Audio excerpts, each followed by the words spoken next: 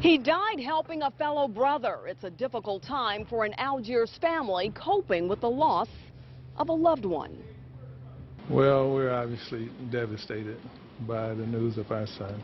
After praying for a miracle, Sunday morning around 7:30, an Algiers family receives a heartbreaking confirmation that no military family wants to hear. Their loved one, 22-year-old Caleb Collins, a soldier stationed at Schofield Barracks in Hawaii, was dead. He was an excellent soldier. Everybody loved him. We know that he died trying to help his friend. And he was that kind of person. He was a very loyal young man. Collins' father says Saturday his son and two friends were hiking in Oahu and enjoying the sights until rough ocean conditions and turbulent weather proved deadly. A large wave swept one of Caleb's friends, who wasn't a strong swimmer, into the water. That's when Collins says his son jumped in to help. Both men were missing for several hours.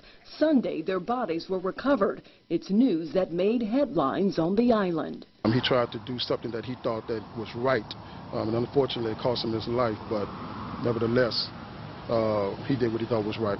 Collins was a 2011 graduate of St. Augustine High School, a member of the Marching 100 Color Guard, an outstanding student loved by all in the Purple Knight community. He was one of those kids that you kind of gravitate to. In other words, he always had a smile, and he was that kid.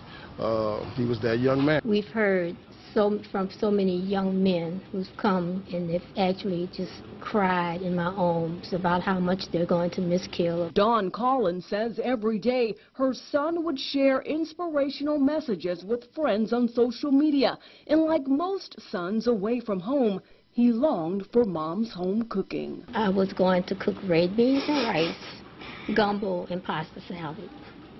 That's what he requested. But that's not going to happen now. My son is coming home in a casket.